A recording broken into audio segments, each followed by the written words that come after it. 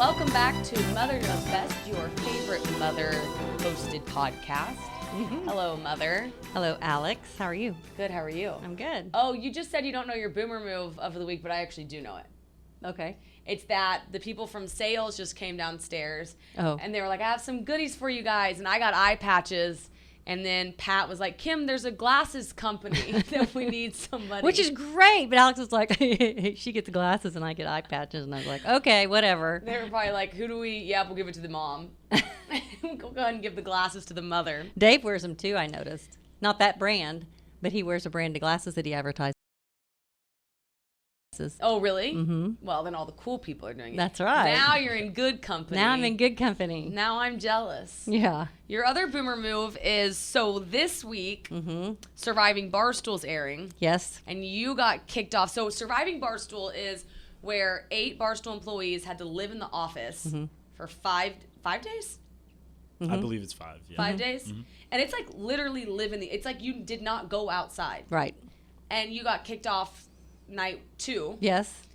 Because maybe lack of understanding the game. Well, okay, I had bad advice, which was actually good advice, but it did not apply to this time of the show because everything was just different. Like everything in this show is different than traditionally it has been in the past. So the strategy that you said would have probably worked had there not been certain people playing this game. So so she's referring to, well, I've got to add some context here. So the strategy she's saying is, I said don't form an alliance because going into reality shows, so Barstool is starting to do a lot more reality shows they're doing them in the summertime because all of our ad revenue comes in Q4 because of football. So they're trying to spread the love. Yes, I guess offset that. So they do these reality shows. So they did 3 reality shows. I did the Barstool vs. America. Then they had Most Dangerous Games. And then you did Surviving Barstool. Yes. Typically what you do is no alliances until there's cameras on you. Then people kind of start to form their alliances, I guess. But anything can happen. Right. So what happened with your crew is people came in with some alliances. 3 weeks out running freaking statistics. Yeah, well. So I think that changed the dynamic 100% for the rest of the game, even after I got kicked off. It just did. Yeah. So everything I went in with was wrong. And then it was kind of too late. Everyone was sort of like set in their ways. I could have maybe saved myself another night. Yeah, I think you could have saved yourself one more night. Yeah. But that would have been the extent of it. It was inevitable. And it was actually really stupid of them. In hindsight, they should have all gone the way I kept saying you should go, but they didn't. Everyone thought it, but for some reason, there were 5 girls on the show and 3 boys. Hello. Yeah. That would have been a no-brainer. Right. That's what Tico was saying. Right. Okay. And I think it's hard because you're kind of talking around. Oh, so yeah. If people, they don't really understand. So Well, I don't want to blow the night.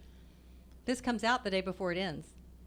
Correct, but You can talk up through you getting voted off because that's already aired. Yeah. So anything during your time playing the actual game is fair game. Right.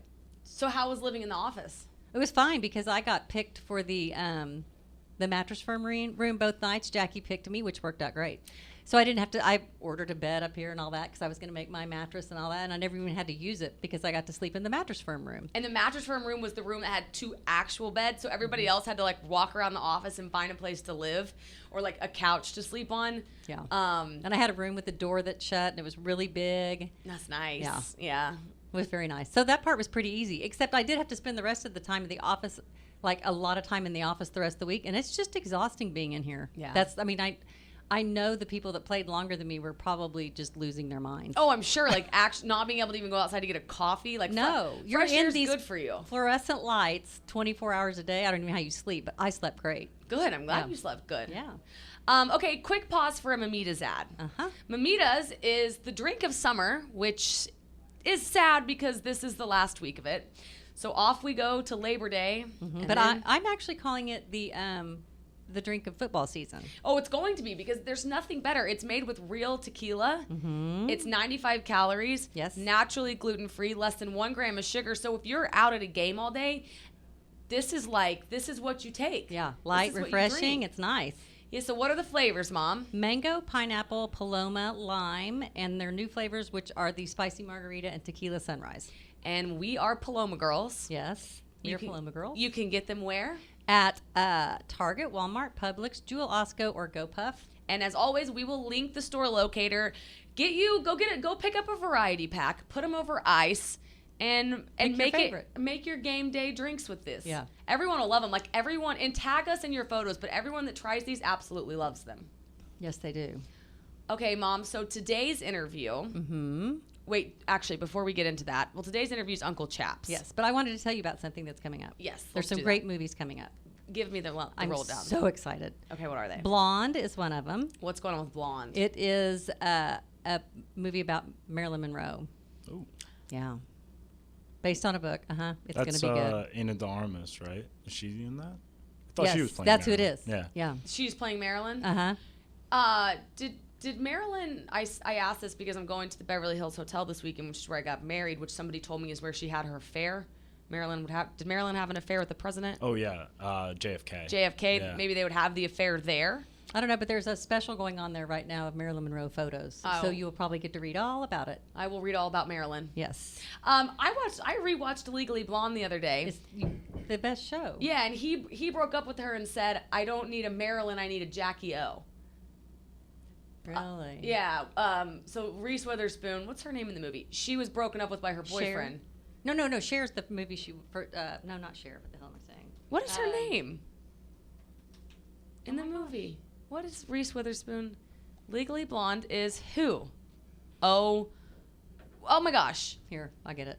Oh, we're Googling it. I'm sure everyone listening is like, I already know it. Oh, I'm like, come on, come to me. The Googles are happening. People. Oh, yeah. Do you want it? Yeah. It's What does it start with? E. Elle Woods. Yeah, Oh my there you God. go. Duh. Gosh.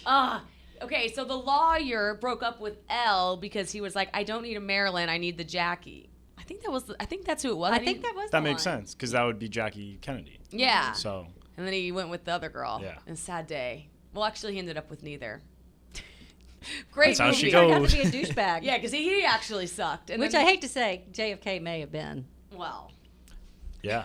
I kind of think he had more than one affair. Oh, he definitely did. Yeah, there that was like a slimy lot of bastard. rumors of him like bringing people in through Yeah. like secret tunnels in the White House and stuff. Like it was sketchy. that's sad. Yeah. Maybe that's what he meant by I needed a Jackie O. Maybe he's like, I need a wallflower I can walk all over. Yeah, it turns out it was a compliment. It took the Mother Knows Best podcast to solve it. Yes, that's right. Okay, another movie is Amsterdam. Okay, and what's it's that? got Margot Robbie, and Christian Bale. I love him. And somebody else, John David Washington, who I don't know who he is. But it's like back in the 30s, and they are just some friends that were wrongly accused of a murder, and it looks really good. And Okay. then there's a George Clooney and Julia Roberts movie. Very excited about this one. I saw the preview. Ticket to Paradise. That looks really good.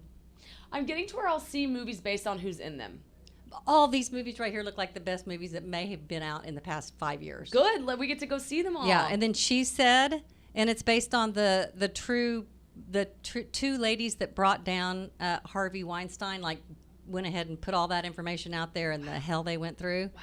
That'll be good. And then Armageddon Time. This one I'm not quite sure about, but it was in Cannes and it did well. Oh, it's got Anne Hathaway, so that's good. That'll yeah. be good. And this one, Mr. Policeman with Harry Styles. Oh, Yeah. that'll be And Emma great. Corrin, it looks really good. And it's back in the 1950s also. All these are really old. And See How They Run with Sam Rockwell and that, I can't pronounce her name, Saoirse Ronan. Saoirse Yeah. Ronan. Yes, and I love her. It's also based in like the 30s. So that's the ones that I really want to go see. Those look awesome. There's nothing better than like we're getting out of summer, we're getting into the sweatshirt season, and we Right. can go to the movies, get some popcorn. What's your movie snack? What's your go-to movie snack? I usually just like popcorn. Yeah. Yeah. Just a Sometimes a popcorn big girl. treat is a Diet Coke Yeah. or peanut M&Ms. Peanut M&Ms in the popcorn's good. And the popcorn is really good. So, But they had about 10 movies on here. They just keep going. yeah. Rare the Crawdads Scene, which I really don't want to see. And The Forgiven I want to see because I love Ralph Fiennes and Jessica Chastain. I love Jessica Chastain. Yeah, she's in that. She's good. Mm-hmm. Thanks for the movie update. Yeah, I'm so excited. So am I. I'm also excited for today's guest. Yes. who is Uncle Chaps. Yes. Who was a Marine. Yes. He is now he hosts Zero Blog 30, which is the Marine podcast here. With Kate and Cons. Correct. Mm-hmm. And he's going to be a wonderful interview for you. He is. He talks a little bit about how he got into the Marines, Okay. which was a little bit by chance. Okay. And he was going in for one and ended up there. And everything that I think has happened for him. Oh, he trains. Has been like he trains the dogs. So that's what he does, which is amazing to me. And then he talks about how he told his mom and how he got shot and all that. Wow. Oh, how he got shot? Mm-hmm. Oh, wow. Okay, I can't wait. I'm going to listen to it when it comes out. Nope, he's a hero. Oh, absolutely. Yeah. And he's really well spoken. Like I stopped. He doesn't live in the like he doesn't live in New York, so he's not in the office all the time. But when he is here, I go stop and I talk to him. And he told me when I was doing Rough and Rowdy, he told me about how he did. I don't want to botch it. He did some kind of training that involved fighting. There was something fighting in the Marines. Yes. And basically the training for it was for 5 minutes around. They had 5 guys come at you and you had to defend yourself for 5 minutes straight. So With five guys at one time? No, 5 guys over the course of 25 minutes in 5-minute intervals. They would come at you. And so he said by the end of it, you're just like completely, like you're just trying to self-defend. And I said, are the 4th and the 5th guy giving it everything they have? And he's like, they're going about 80%. Wow. That's, I can't imagine mentally what that would do for you. And you just telling me that story, he has so many stories that even when we quit filming, we were still talking, and I wish I had filmed that part because we were both crying by the end. I mean, he just has a lot of, he reflects on it, thinks about it, and really is appreciative of just life in general, but he understands people. I think Kate, too, when I talk to both of them, I just get this real life, they're just great people. Yeah. And the things that they've seen and everything. And like, if that's what all the Marines and Army people are like, Joe stops him on the street. We were walking behind a guy and he was like, Neil. And I go, how the hell did you know his name? He goes, it's on the back of his hat. And he's like, thank you for serving. And then we just walked and talked with him the rest of the way. All of them have great stories. But when people like him who've been to war and they know lots of things, their outlook on life is just incredible. Well, yeah, it's something too that you don't get to tap into their brains ever. So having a platform like this and being able to interview somebody like that, the fact that Barstool even has this podcast, it's stories you'd never hear. So it's really, as a human being, interesting to hear about it and something that we should know about. It is. And the stories that they do on their podcast are great, but they also really support the veterans when they come home and all of their laws and everything that they just passed a big bill for this. I can't remember what it was, but it's where they can get more mental help. They really push for all that. Yeah, they're advocates. Yeah. That's awesome. Well, Mom, I'm excited. And without further ado, let's welcome to the show. Hello, Chaps.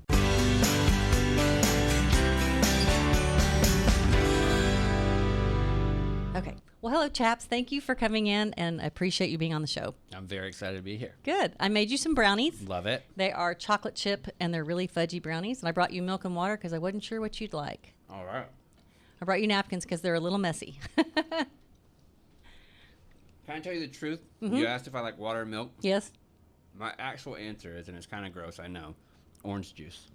With cookies and stuff? Really? Because I know it sounds disgusting and everybody says it's disgusting. I don't like the taste of sweet in my mouth for a long time. So the orange juice is acidic, so it cuts through the sweetness. So you enjoy the sweetness, but it just doesn't stick around in your mouth forever. See, I would think that's what the milk would do. Not for me. Isn't that funny? Even when I have just a regular chocolate chip, I think I have like almost a Pavlovian response where I want orange juice at that time now. That's really interesting. Yeah, I've never heard that before. That's because orange juice to me, sometimes I feel like I have to have something to get it out of my mouth because it's sweet. Yeah. Yeah. Okay. So will you can you just do a quick explanation of your podcast and what you do at Barstool Sports? Sure. Okay. So I host Zero Block 30, which is a military podcast. I do that with Kate and Connor. We've been doing it for about 6 years. So it was the first podcast that I launched whenever I got here. I think it was 2 or 3 months after I started working. And I started it in order to be like an online version of the VFW because so many of my buddies, when we get out, we miss the camaraderie. No one ever misses the Marine Corps. You just miss the Marines. Like, it's not the institution that you love. It's the people that are beside you. And so that's kind of what Zero Block 30 is. We talk about things that we would have talked about then, and we talk about them now, news issues, what we're doing around the globe. And I love the show. It's so much fun to do. It's fun to listen to. What is VFM? Or VFW? Yeah, VFW. That's the Veterans of Foreign War. So like all the Okay. different buildings in smaller towns where all the older veterans would go. A lot of people that were in the War on Terror didn't really go to those types of places because they each viewed it as like a spot for Vietnam veterans that were older and just crushing whiskey and scotch and ripping Pall Malls and all kinds of cigs in there with smoking inside. And that's not exactly what our generation does. So I wanted something a little bit more modern. And I love hearing when people listen to the show and they're like, oh, that reminded me of this time when me and my buddies would do that.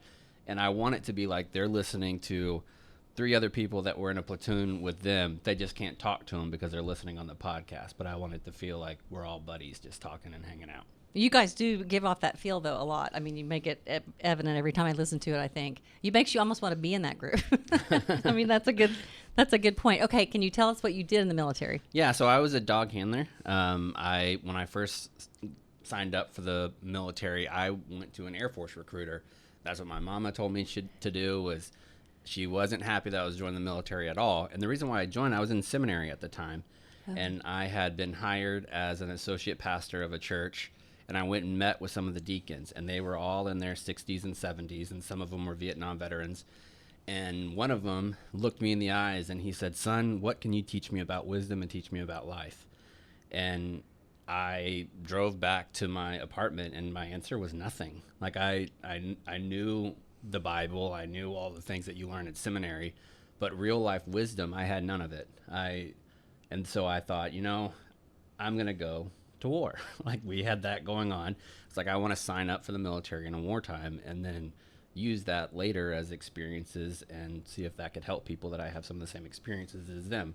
Well, I went to an Air Force recruiter at first and he was late and the Marine walked out in like dress blues looking completely squared away like Marines do. And he was like, are you here for the Air Force? And I was like, yes, sir. And he said, can you do pull-ups? And I was like, yes. And he said, well, get up on the bar. I did a bunch of pull-ups and he said, you don't belong in the Air Force, you belong in the Marines.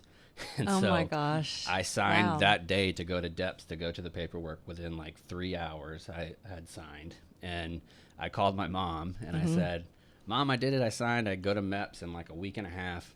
And she was like, oh, cool. What job did you get? Was the Air Force people nice? And I was like, I didn't talk to them. They didn't show up. So I decided to join the Marines. And she was like, you did what? Oh, no. And she was it's probably the most mad I've ever heard her. Oh, I'm sure. She was like, you didn't go to all this college and have your brains to join the Marine Corps during the time of war. What are you thinking?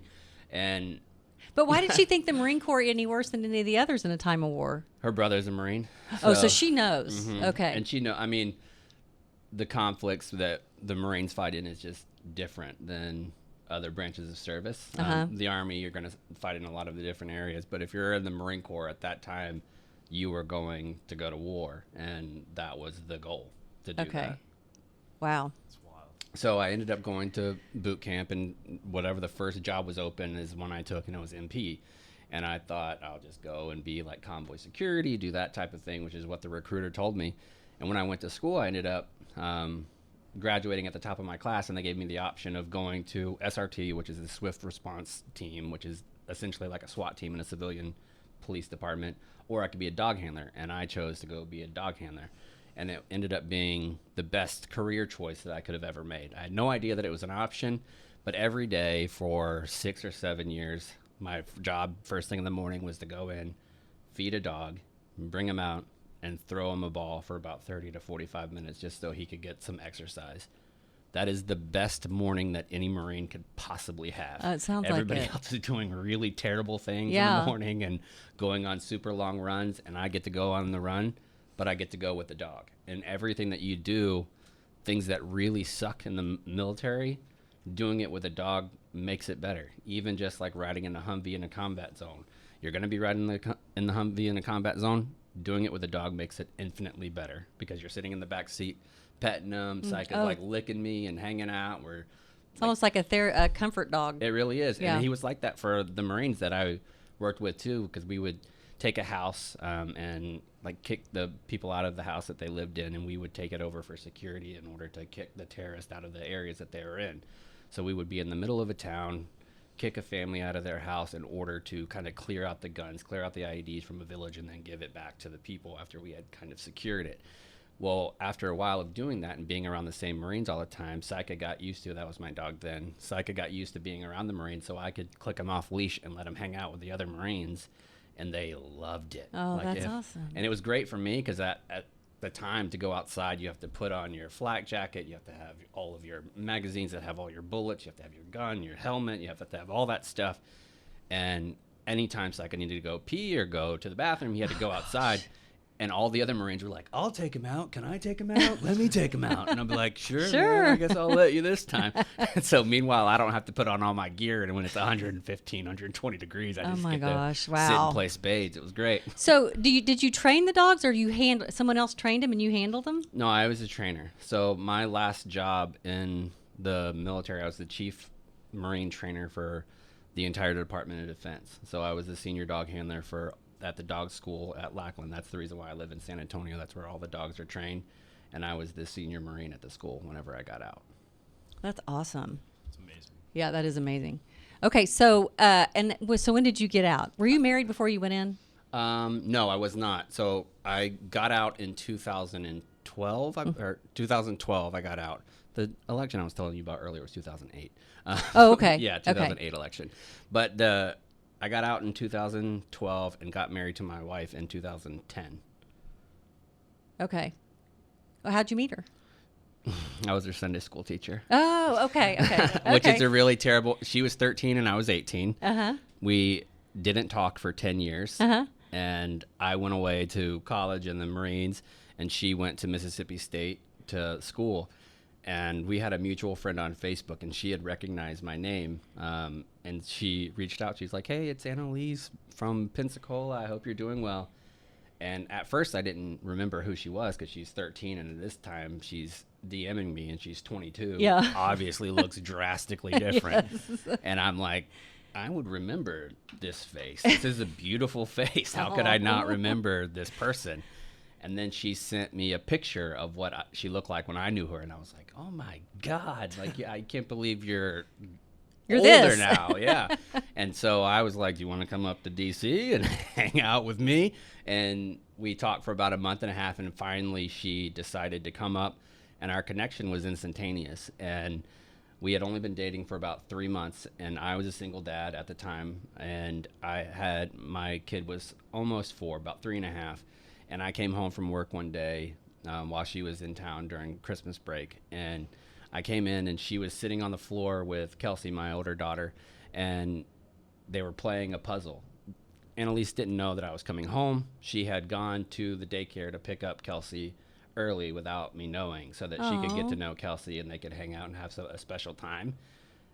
We had only been together for about a month and a half, 2 months at the time. And when she flew out 2 days later, I went and bought an engagement ring. Oh, wow. Yeah, I knew for sure she was that the she was the one. one. Yeah, That's pretty I neat. wasn't wrong. We've been together for 13 years now, and I think of all the married people that I know, I'm the happiest. Really? Yeah. What do you think how do you think that, what do you do that makes that happen? I think based on our prior relationships that both of us had, we went into this one with a commitment to be all about each other, and it's something that we haven't wavered from since we got married. And our relationship with each other is always at the highest level of importance. It's our relationship together, and then our relationship with our kids. Our kids know that, and I think that it's a great example for them growing up, that you can't lose your love because you gain little loves. Because what? You gain little loves. Oh, your kids. Mm-hmm. Yeah, that's good. That's a good point. So now you have 2 kids. So you have one with her? Yes, I have McCartney. McCartney. And That's a McCartney pretty is name. 9. Mm-hmm. And McCartney's name is McCartney because one of our first dates in person was a Paul McCartney concert. Oh, it was? Mm-hmm. I love Paul McCartney. That's so fun. You don't hear that name very often. We actually looked it up. There's only 3 in the United States. Really? Mm-hmm. Oh, With first name wow. McCartney, 3 in the entire United States according to the census. I'm surprised. There'll be more now because it's Yeah. really pretty. Yeah. Okay. So, and I guess you don't want to. Can I ask you where you live? Yeah, I live in San Antonio. Okay. I've lived there since since 2010 is when I moved there. 2009. All those years, really, from 2008 to 2012 kind of meshed together in my brain. It's hard to like find a timeline, but I think we moved there in 2010, and we like it fine. Yeah. It's all right. It's pretty. Yeah. It's beautiful there. Hot as shit. It's been over 100 for 100 days so far this summer. It is It's a crazy record. how hot it is. It's been that way in Oklahoma too, and it sucks. Brutal. Yeah. And it's humid. Oh, yeah. It's so humid. People don't think it's humid there, and I'm like, it is so humid. You feel like you're just. People are like, oh, it's a dry heat. Not in It's San not a Antonio, dry it's heat. not. Mm-mm, It's a no. wet heat. Okay, so I want to go back to the military part. What did your mom think through the years? Like, was she just upset the whole time, like after that first response? I think once she found out that I was good at it, that I was good at being a Marine, it kind of eased some of those fears. Because at the time when I joined, I was skinny. I was 5'10", had never really done anything rough in my life. I mean, I'd played sports, but never at like a high level or anything like that. And so I think she was just worried that I was going to get hurt. And so before I went on a deployment, I lied to her because I knew she was a very traditional Southern mama who loved her only son and wanted me to be safe. And I knew that if she knew what I was actually doing in combat zones, she wouldn't have slept. And for were eight you? months. I was in Fallujah. And where's Fallujah? Fallujah's in Iraq. Okay. Fallujah was the deadliest conflict in the Iraq War. It's probably good you didn't tell her. Yes. And so I told her that they had just assigned me to do some of the paperwork for the other dog handlers, that I was going to be in a leadership position as like a trainer there, and I wasn't going to be going outside. And she didn't have any idea of what I was doing. I had found dozens of IEDs, been in several firefights and things like that. And she didn't know about it until I called her from a hospital bed. And I remember getting onto the helicopter with Saika and landing at the hospital, walking off under my own power after denying morphine, and laying down on the table and looking the doctor. He was like, okay, we're going to put you under anesthesia now so we can perform the operation. And I looked at him. I was like, don't you call my fucking mama. What did he say? He was like, okay, we won't until you wake up. I was like, promise me. Yeah. She won't be able to handle it. Do not call her until I wake up. And so then I called her when I woke up, and I was like, hey, mama. She's like, hey, Matthew, what are you doing? You having a good time? Yes, great. And I was like, Mom, I have something bad to tell you. And she was like, what? and I was like, I got shot today. And she was like, that is not funny. That is not something that we joke about whenever you're in a combat zone. I was like, I'm not joking. And she immediately started bawling her eyes out. And she was like, can I talk to the doctor? And I was like, yes. And because I knew that would ease, I was very, very fortunate. The bullet went through my radioulnar bone and just did like a groove out of the bone. I didn't even break it. The only thing that really happened was it tore up some of the nerves that were in my arm, and I didn't have feeling for about 2 or 3 years in my hand. Wow. But that actually came back because I was plugging in my MacBook into the wall and didn't know my hand was still on the prong. And when I did it, it shocked, and it caused the nerve endings to reach out and no way. reconnect. Wow. And I called my wife. I was like, I can feel my hand again. I can feel it again. I'm a electrocuted real myself. boy. And she was like, no way. Because we used to do pranks. I used to love the fact that I didn't have feeling in my hand because it didn't affect my dexterity. It didn't affect my ability to do anything. And I could just fuck with other Marines about it. So whenever the junior Marines would come in, I would just scare them, and I would say things. I had like a stapler on my desk, and I would say, you're brand new in the Marine Corps. One of the things that you need to know about is you don't let people see that you're uncomfortable. You don't let people see that you're in pain. And they'd be like, yes, Staff Sergeant, yes, Staff Sergeant. And then I pulled open the stapler and would just be like, pa, pa, pa, pa, pa, pa, and put like 15 staples in my arm. And the look on the junior Marine's face would be like, this dude is nuts. And he also has a high pain tolerance. Yeah, and all the different Marines that it's so great now when different Marines will reach out that I served with that were like junior to me, and they'd be like, dude, we had no idea you were even funny. We just thought you were an asshole all the time. And that makes me feel good. Yeah, I bet that makes you feel good. Okay, Yeah. you also said you served under the presidential Yeah, so when I was at Quantico, I got to do a lot of things with President Obama and President Bush. I got to go to Camp David. You made me brownies. I've also had brownies from Laura Bush. Oh, really? Gave us brownies. She was fantastic. Oh. The first sergeants did not like it when we took brownies from the first lady. Oh my gosh, are you kidding? But Why? what are they going to do? Yeah, why would they not like that? They just didn't want, because it's an unspoken rule that you just stay away. Like you don't Don't form any relationships or something? Well, because they're up there, you're at Camp David usually for like vacation time and away from everything, and you're there for security. So it's just something you don't do. You don't talk much. But George W. Bush was awesome about Marines, like if they were there, because he's a very good athlete and was really in good shape. He would go on these long, sometimes 40, 50-mile trail rides that he would do on the Camp David compound. And he would grab Marines and be like, who wants to go on a bike ride with me? And who's going to say no when it's the president?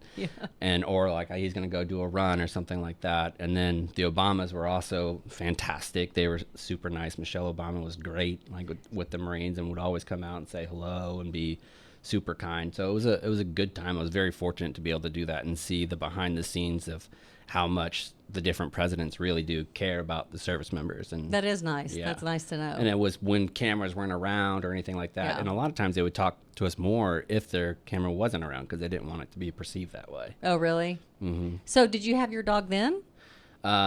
Yes, I would. If I did stuff like that, I almost always had my dog. There was sometimes that I would do like presidential debates where I wouldn't have a dog with me, or I would be kind of supervising somebody else that had a dog. But by and large, if I was doing something, there was going to be a dog there. Same dog?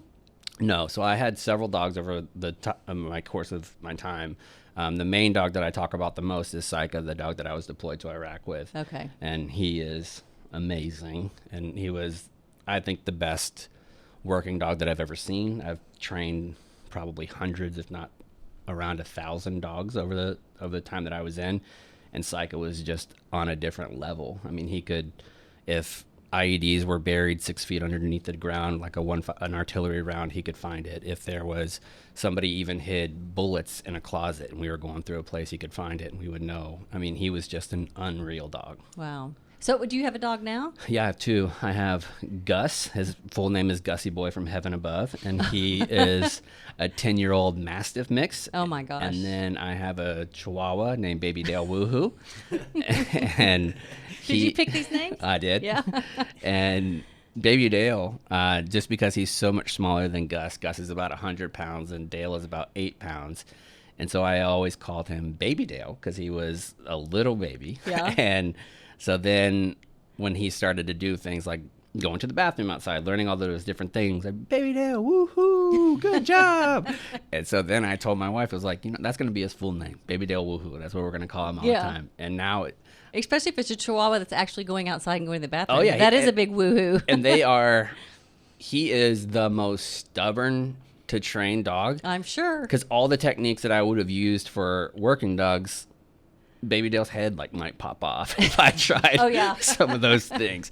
And he was very sneaky because he's a submissive peer. So like when somebody is a more dominant person in the relationship, the dogs will sometimes pee a little bit. Like if you go up, when they do that, the best thing to do is completely remain calm and ignore the behavior. And you have to do an inducive type of training method, which is very, very frustrating and takes a long time. But finally, after like 6 months of working with him, he doesn't do that anymore, and You're going to have to say what that training is really quick. Can you say it in a nutshell? Because that's the biggest struggle of most people. So if you have a dog that does submissive peeing, one of the things that you can do, they are worried about the dominant nature of the person who they're going to pee around. It's typically a male, and it's typically whenever you walk up on them too quickly and you do it with an angry look. Dogs are one of the only animals in the animal kingdom that can read a person's face. Oh, really? So, I didn't know that. if your dog reads your face and they know that you're angry, it's more likely to elicit that response. And that response is not out of fear, it's out of submission. And there's a difference in dogs. Submission and fear are two totally different things. Submission is when they recognize the fact that you're the pack leader.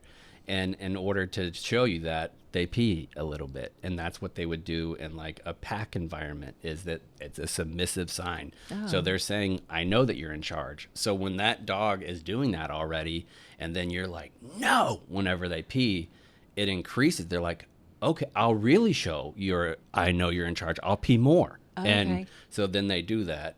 One of the ways that you can avoid that is getting them more used to your smell on a constant level.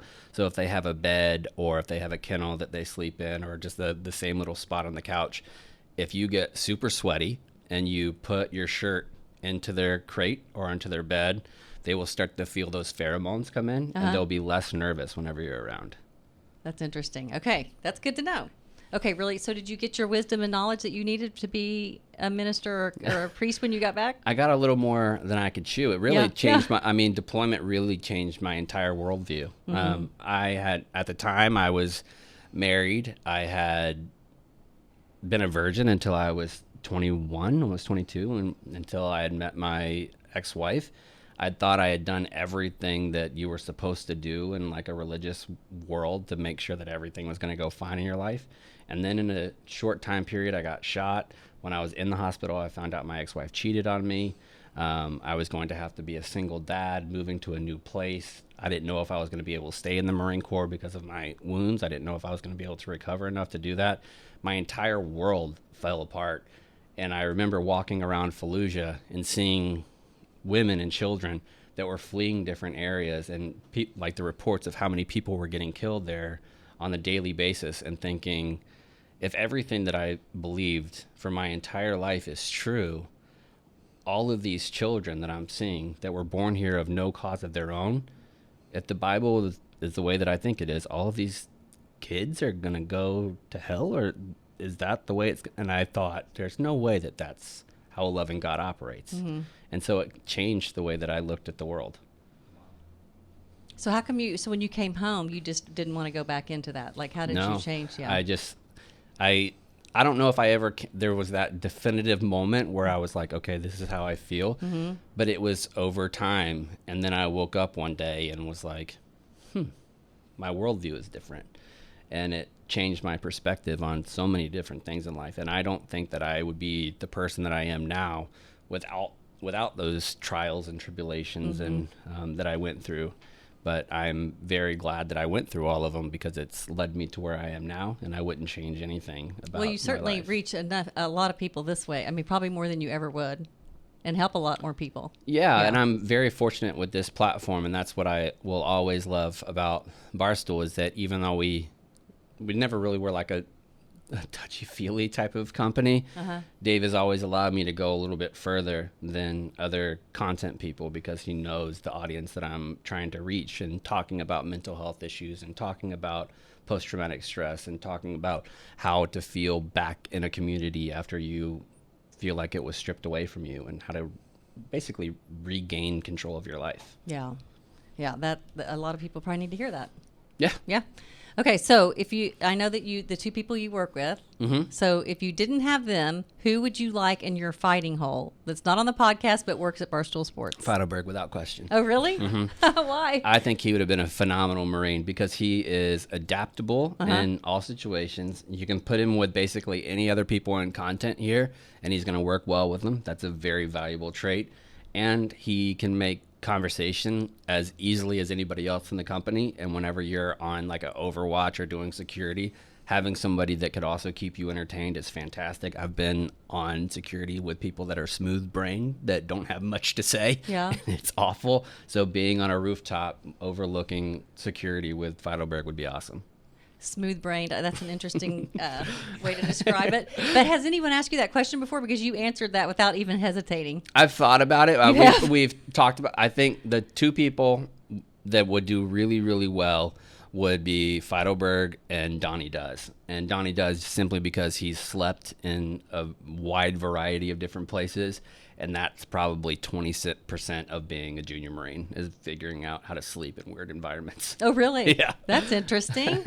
Okay, so I usually ask people, is there one thing on the internet you do not want your kids to see? Like, is there something you have out there, or do you feel pretty comfortable with everything you put out there? I would say a majority of my blogs from 2016 to 2020 should probably stay away, because they were... Your blogs are really funny. Everyone should read his blogs. They were very sexual in nature at that time, too, so okay. I would prefer that they don't know. But I'm pretty open book with my kids now. Like, they know our personalities. We don't hide it, and it's really, really fun. And McCartney is one of the funniest kids I've ever been around. Oh, really? I think McCartney will have a podcast one day and it'll be super successful. Okay.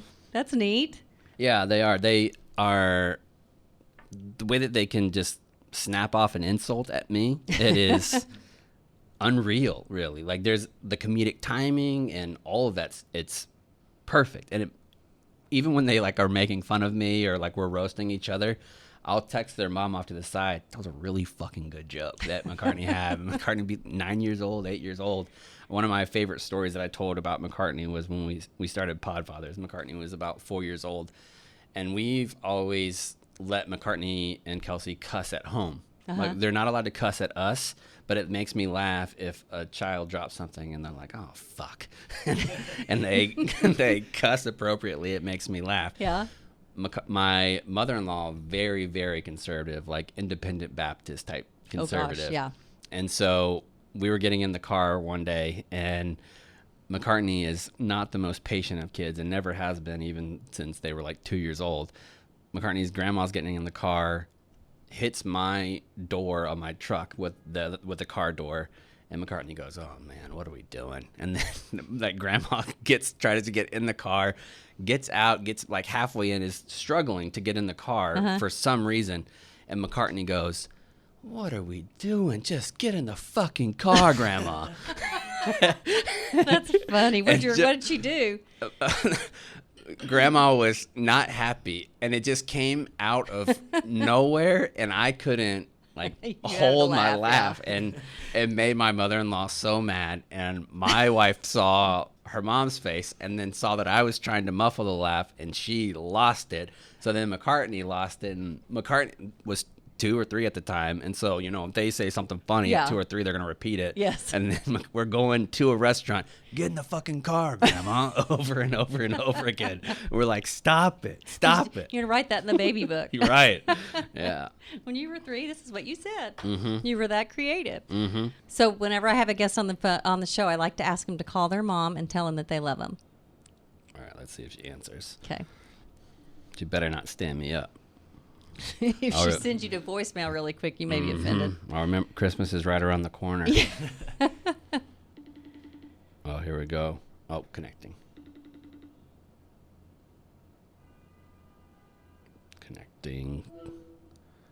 Hey, Mama.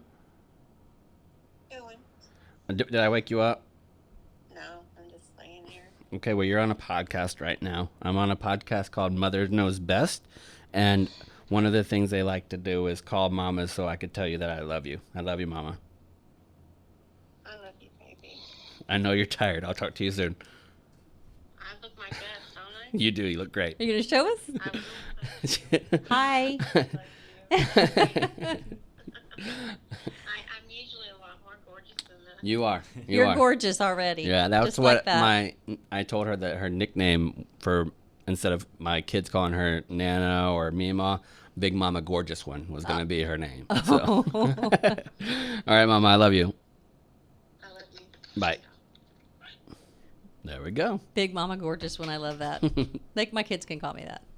What's the acronym for that? Big Mama Gorgeous One. BMGO. Oh. Yep, BMGO. I don't know if that makes anything. Rolls off the tongue. Yeah, it does. Okay, well, thank you for being on here, and thank you for serving our country. Thank you for having me. Thank you for helping everyone who is serving our country. Thank you.